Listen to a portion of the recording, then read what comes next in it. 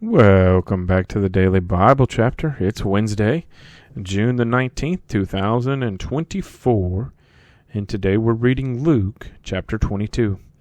The heading for Luke chapter 22, The Plot to Kill Jesus.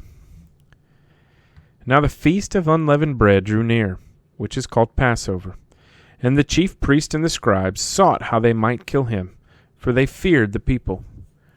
Then Satan entered Judas, surnamed Iscariot, who was numbered among the 12.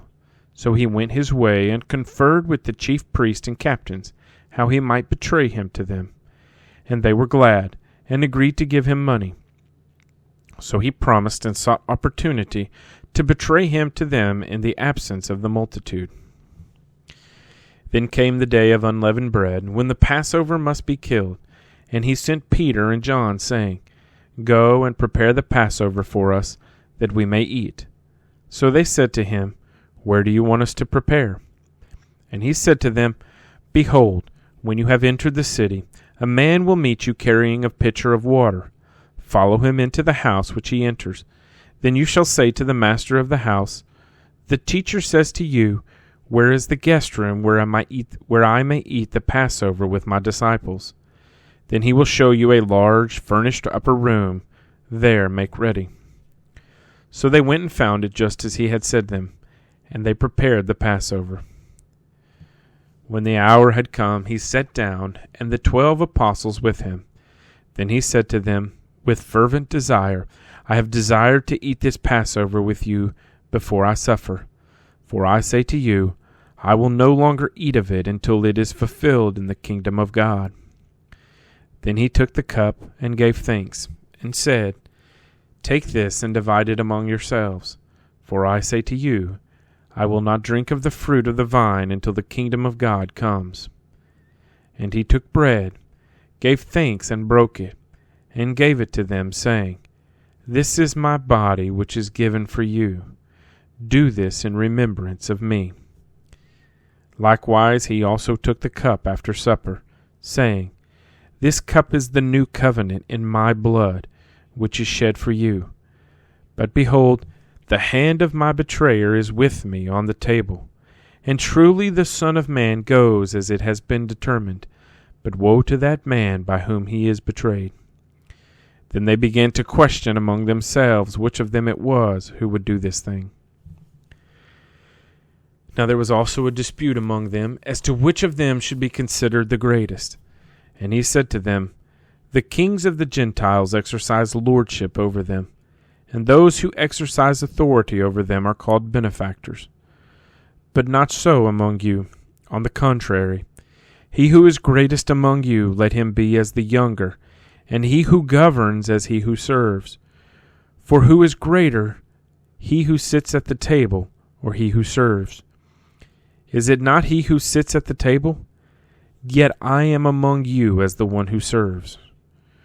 But you are those who have continued with me in my trials, and I bestow upon you a kingdom, just as my Father bestowed one upon me, that you may eat and drink at my table in my kingdom, and sit on thrones judging the 12 tribes of Israel. And the Lord said, Simon, Simon, indeed, Satan has asked for you, that he may sift you as wheat. But I have prayed for you, that your faith should not fail. And when you have returned to me, strengthen your brethren. But he said to him, Lord, I am ready to go with you, both to prison and to death. Then he said, I tell you, Peter, the rooster shall not crow this day before you will deny 3 times that you know me. And he said to them, When I sent you without money, bag, knapsack, and sandals, did you lack anything? So they said, Nothing. Then he said to them, But now, he who has a money bag, let him take it, and likewise a knapsack.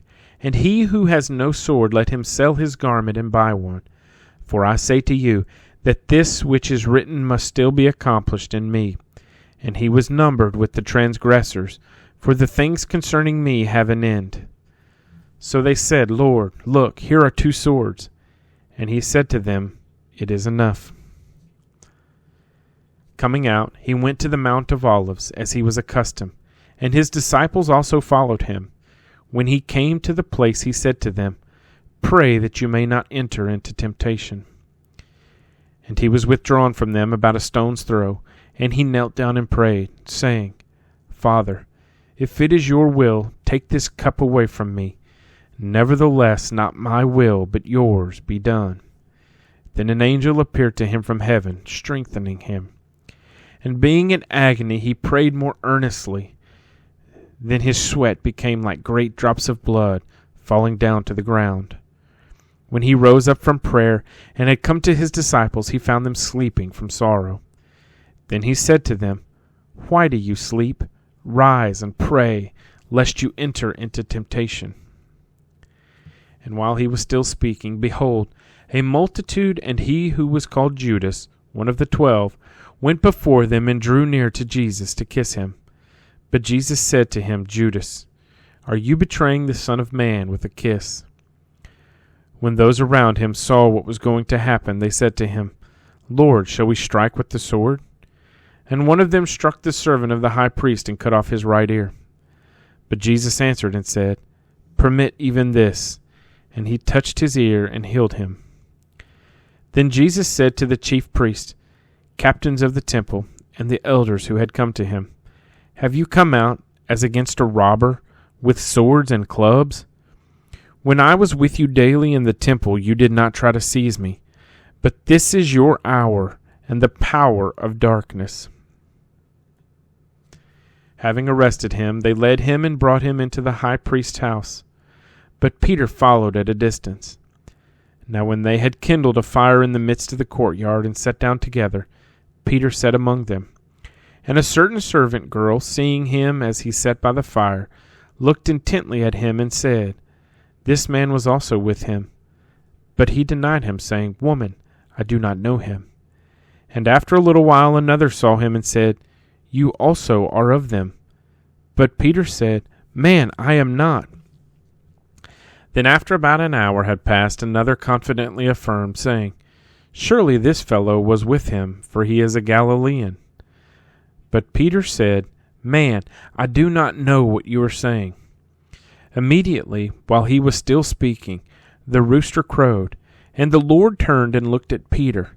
Then Peter remembered the word of the Lord, how he had said to him, "Before the rooster crows, you will deny me 3 times." So Peter went out and wept bitterly. Now the men who held Jesus mocked him and beat him, and having blindfolded him, they struck him on the face and asked him, saying, "Prophesy, who is the one who struck you?" And many other things they blasphemously spoke against him. As soon as it was day, the elders of the people, both chief priests and scribes, came together and led him into their council, saying, "If you are the Christ, tell us." But he said to them, "If I tell you, you will by no means believe. And if I also ask you, you will by no means answer me, or let me go. Hereafter the Son of Man will sit on the right hand of the power of God." Then they all said, "Are you the Son of God?" So he said to them, "You rightly say that I am." And they said, "What further testimony do we need? For we have heard it ourselves from his own mouth." Luke chapter 22.